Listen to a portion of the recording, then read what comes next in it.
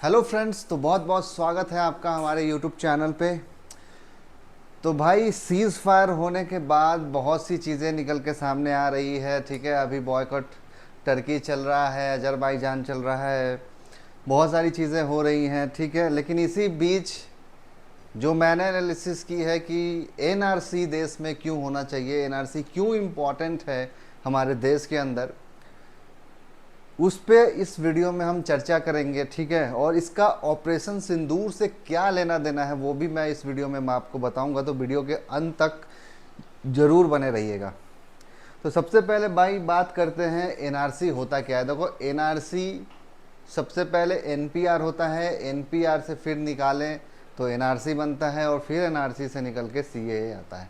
ठीक, सेंसस भी होता है, जैसे अभी आपने सुना होगा कि जनगणना होने वाली है। तो देखो, जनगणना में क्या चीज़ होती है कि आपके घर पे कोई पर्सन आता है, वो आपका नाम पूछता है, आपके माता पिता का नाम पूछता है, वगैरह जो भी उनकी रिक्वायरमेंट होती है वो पूछ के वो चला जाता है। उससे एक आकलन निकलता है कि भारत की आबादी जो है वो कितनी है, लेकिन इससे ये स्पष्ट नहीं होता है कि लीगली कितने लोग यहाँ रह रहे हैं, इलीगल वे में कितने लोग रह रहे हैं। तो इसको जो छांटने का काम करता है वही एनपीआर एनआरसी करता है। ठीक है, कैसे करता है? एनपीआर की अगर हम बात करें तो ये होता है नेशनल पॉपुलेशन रजिस्टर। ठीक है, एक्चुअली इसका जो मेन पर्पस था वो ये था कि भारत में करंट में कितने लोग रह रहे हैं उसका आकलन किया जाए, और पिछले 6 महीने से जो भी, जैसे बाहर के कोई लोग यहाँ पे आके रह रहे हैं और पिछले 6 महीने से रह रहे हैं भारत में, उनका भी इसमें काउंट होता है। और वो लोग जिनका मोटिव आगे 6 महीने रहने का है उनका भी इसमें काउंटिंग होती है। ठीक है, और एनपीआर में जब काउंटिंग होती है तो आपसे दसों उंगली के जो फिंगरप्रिंट है वो लिए जाते हैं, आपके फ़ोटो ली जाती है, आपकी आज आँख की जो आइरिस है वो भी स्कैन किया जाता है, जिस तरीके से आधार कार्ड में किया जाता है। उसके बाद एनआरसी एनपीआर से छान के एनआरसी निकलती है।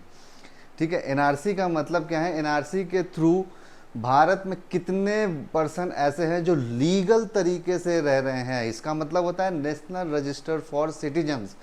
मतलब कि जो लीगल तरीके से रह रहे हैं, जो लीगल सिटीजन हैं भारत के, वैसे लोग एनआरसी में आते हैं। ठीक है, अभी तक बात करें तो एनआरसी भारत में, पूरे भारत में 1951 में हुआ था।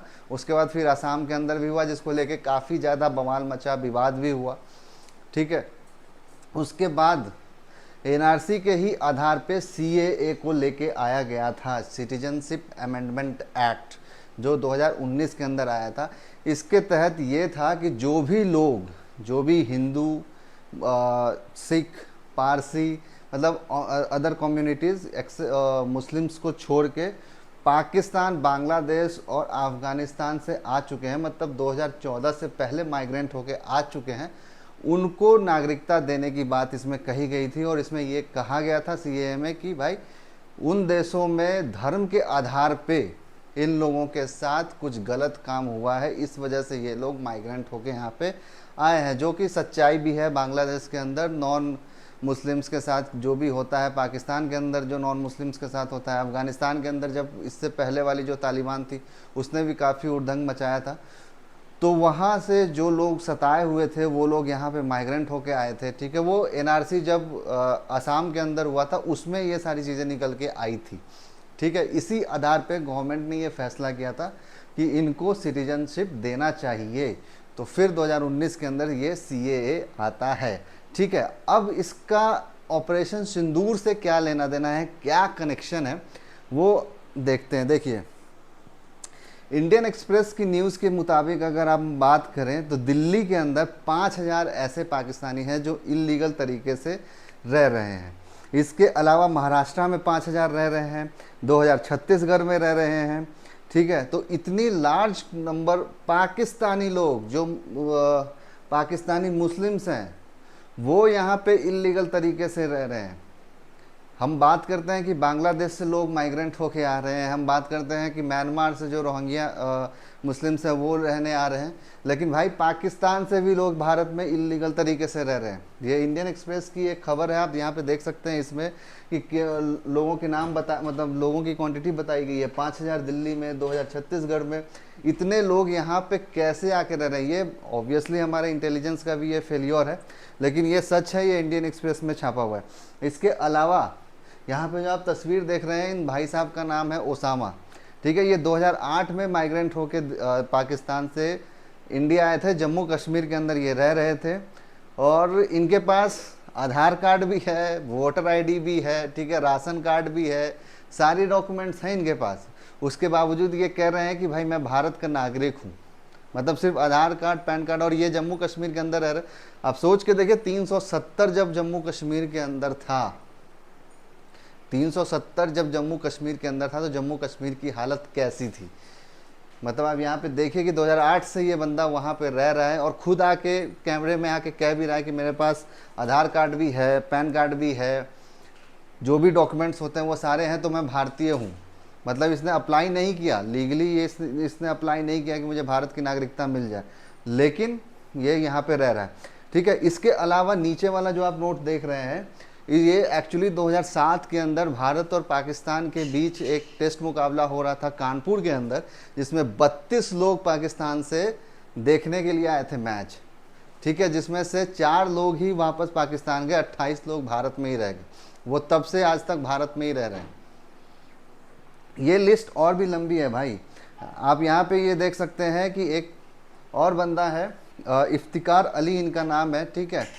ये पाकिस्तान के हैं, लेकिन जम्मू कश्मीर के अंदर रह रहे हैं, और जम्मू कश्मीर पुलिस का हिस्सा है, और पिछले 27 साल से जम्मू कश्मीर पुलिस में सर्व भी कर रहा है बंदा, ठीक है। और ये अपने आप को इंडियन मान रहा है। आप सोच के देखिए कि 370 का किस तरीके से दुरुपयोग हुआ करता था जम्मू कश्मीर के अंदर। मतलब कि पाकिस्तान से आए हुए लोग जम्मू कश्मीर के अंदर, जम्मू कश्मीर पुलिस का हिस्सा है भाई, वो सर्व कर रहे हैं, ठीक है। इसके अलावा ये न्यूज़ बहुत ही पॉपुलर हुआ था कि 22 जो पाकिस्तानी वुमेन जो मुरादाबाद के अंदर, यहाँ पे यूपी के अंदर जो है ये रह रही थी, और अभी 95 इनके अगर पूरा निकाला गया है तो 95 मतलब बहुत सारी लेडीज ऐसी भी थी जो नानी दादी बन चुकी हैं। 95 तो पूरे मतलब ट्री बना हुआ है 95 बच्चों का, मतलब दादी नानी सब बन चुकी हैं ये। उसके बाद भी ये इल्लीगल तरीके से रह रही हैं। एक्चुअली इल्लीगल तरीके से इस तरीके से कह सकते हैं कि हम नोरी वीज़ा जो है उसके तहत ये लोग भारत में आई थी, ठीक है। उसके बाद इन्होंने कभी भी लीगल तरीके से अपनी नागरिकता लेने की कोशिश ही नहीं की कि हमें भारत की नागरिकता लेनी चाहिए। इन्हें लगा था कि नोरी वीज़ा है तो भाई हम भारत के नागरिक हो गए। फिर वैसे ही जैसे देख ही रहे हैं कि आधार कार्ड और पैन कार्ड सब बनवा ले रहे हैं आज के टाइम पे, और यही बनवा के अपने आप को फिर बोलते हैं कि हम इंडियन हैं। अब थोड़ा सा समझते हैं भाई कि नोरी वीज़ा क्या है। देखो नोरी वीज़ा ना अपने जो भारत के जो पड़ोसी देश हैं जैसे पाकिस्तान, बांग्लादेश है, ठीक है, इन देशों के नागरिकों को दी जाती है। रीज़न इसके पीछे ये है कि बहुत से लोग अभी भी पाकिस्तान के अंदर या बांग्लादेश के अंदर शादी करते हैं, ठीक है। तो जब ये शादी होती है तो वहाँ के लोग जब भारत आते हैं तो उनको नोरी वीज़ा दी जाती है। ये एक्चुअली 2 प्रोसेस में होता है। पहला, इसमें 3 साल तक के लिए दिया जाता है, 3 से 5 साल तक के लिए ये वीज़ा दिया जाता है। इसके बाद इसको एक्सटेंड करके 5 से 7 साल के लिए कर दिया जाता है, और जैसे ही ये 7 साल का होता है, 7 साल के बाद आप एलिजिबल हो जाते हैं कि आप भारत की नागरिकता के लिए आवेदन कर सकते हैं। लेकिन ऐसा हुआ नहीं, और बहुत से लोग नोरी वीज़ा के चक्कर में इंडिया में रह गए, उन्होंने अप्लाई भी नहीं किया, ठीक है। और भाई ये बड़ा अजीब सा चीज़ है, अजीब से समझने से परे है कि जो देश ये कहता है कि हम मुसलमानों के लिए बहुत ही अच्छी कंट्री हैं, ये पाकिस्तान कहता है कि हम मुसलमानों के लिए बहुत अच्छी कंट्री हैं, हम कलमे की बुनियाद पे 2 ही कंट्री बनी है, एक सऊदी और एक पाकिस्तान, तो पाकिस्तान बहुत आगे है, ये वो। वहाँ के लोग आखिर क्या मजबूरी है उन लोगों के पास कि वो भी भारत में आ रहे हैं, जो भारत उनका सबसे बड़ा दुश्मन माना जाता है, वहाँ पे वो माइग्रेंट होके आ रहे हैं। ये सोचने वाली बात है। गदर 2 आपने देखी होगी, उसमें सनी देओल भी कहते हैं कि भाई अभी भी मौका मिले अगर पाकिस्तान के मुस्लिम्स को कि आप भारत जाके बसना चाहोगे, आधा से ज़्यादा पाकिस्तान खाली हो जाएगा। लेकिन ये देख के लग रहा है कि आधा से ज़्यादा नहीं भाई, 80% पाकिस्तान खाली हो जाएगा अगर उनको मौका मिले इंडिया में आने का तो। ठीक है, और यहाँ पे आके लोग आधार कार्ड पैन कार्ड बनवा के अपने आप को इंडियन सिटीजन मानने लगते हैं। और ये जो स्टेटमेंट मैं आपको बता रहा हूँ, ममता बनर्जी जो कि वेस्ट बंगाल की चीफ मिनिस्टर है करंट में, उन्होंने भी कहा है कि जिन लोगों के पास आधार कार्ड वोटर आईडी कार्ड है वो इस देश के नागरिक हैं, वो इसी देश में रहेंगे। ऐसा इसलिए हुआ था क्योंकि जब एनआरसी आया था तो ये प्रिडिक्ट किया जा रहा था कि पूरे भारत में एनआरसी आएगा, और पूरे भारत में अगर एनआरसी आता है तो सबसे ज़्यादा लोग जो निकाले जाएंगे वो बंगाल और असम का एरिया होगा, क्योंकि बांग्लादेश से ज़्यादातर लोग माइग्रेट होकर आए हैं, और इसके अलावा म्यांमार से बहुत सारे लोग आए थे। तो ज़्यादातर असर असम और बंगाल में देखने को मिलेगा अगर एनआरसी आता है तो। लेकिन ममता बनर्जी की गवर्नमेंट इसी बेस पे चलती है, क्योंकि वोटर आईडी कार्ड बन चुका है तो वोट पड़ते हैं, और जब वोट पड़ते हैं जिस पार्टी को वोट पड़ती है तो भाई वो पार्टी कभी नहीं चाहेगी कि अपना वोट बैंक ख़राब किया जाए। और जब वोट बैंक ख़राब नहीं करना है उनको, तो जो इलीगल है वो लीगल है, क्या फ़र्क पड़ता है? कोई फ़र्क नहीं पड़ता है, कहीं भी रहे कुछ भी करे। भारत को एक तरीके से धर्मशाला बना दिया गया है भाई, एकदम मतलब कोई भी आ रहा है इलीगल तरीके से। इसमें मैं कहूँगा कि हमारा इंटेलिजेंस भी फेल्योर रहा, ठीक है, क्योंकि हम भी ट्रैक करने में असमर्थ रहे कि इतने बड़े तादाद में पाकिस्तानी लोग भारत में इलीगल तरीके से रह रहे थे और उनको ट्रैक नहीं किया गया, ट्रैक नहीं कर पाया गया, ठीक है। तो कहीं ना कहीं इंटेलिजेंस का भी फेल्योर है, ये इसमें कोई भी शक की बात नहीं है। बट आप देखिए कि मतलब इतना होने के बाद भी इन लोगों को भारत की जो भी डॉक्यूमेंट्स हैं वो बनाने में इनको थोड़ी भी प्रॉब्लम नहीं आ रही है, इजी वे में ये सारे डॉक्यूमेंट्स बना ले पा रहे हैं। ये भी बहुत ही सोचने का विषय है, ठीक है। तो उम्मीद करता हूँ मैंने आपको समझाने की कोशिश की है कि क्यों भारत के अंदर एनआरसी की रिक्वायरमेंट है और एनआरसी आना चाहिए। आपको क्या लगता है कमेंट सेक्शन में ज़रूर बताइएगा कि एनआरसी भारत में आना चाहिए या नहीं आना चाहिए, ठीक।